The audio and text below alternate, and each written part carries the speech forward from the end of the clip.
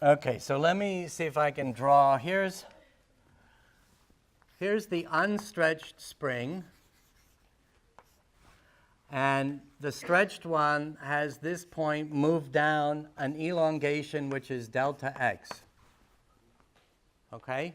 So I pull on the spring. It elongates. The change in the length, or the elongation, is beautifully drawn here as delta x. So far, so good? Okay.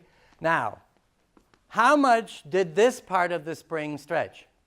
That is the top half in terms of delta x. Did it stretch delta x, 2 delta x, 1/2 delta x, delta x over pi? How much? If it's the top half of the spring, do you agree that the extension of the top half is delta x over 2, and the extension of the bottom half is delta x over 2, so that the total extension is delta x? Does that make sense? So how much does this part stretch when it is carrying force F? So K for half would be the force divided by delta x for the half. Delta x for the half spring was half of delta x for the full spring. So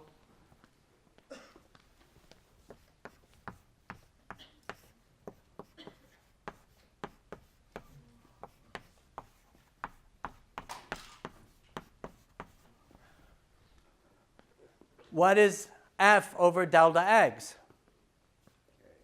That's K, the K of the original spring. Is that what you were explaining, Thor?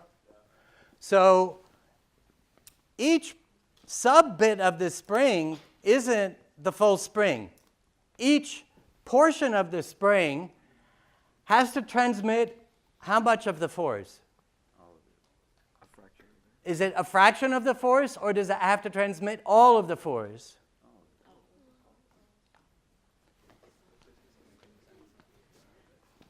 So imagine I have the top half. How much, in this case, is pulling up on this end?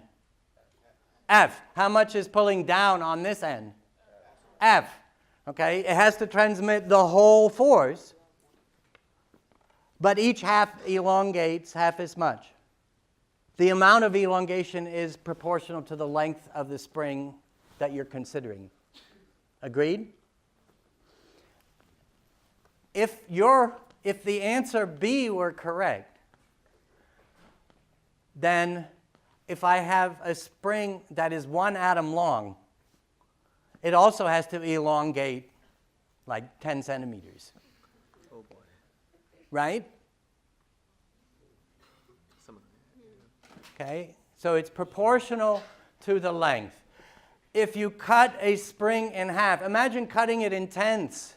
You're going to have to pull awfully hard in order to get it to elongate the same amount as a full-length spring. Agreed?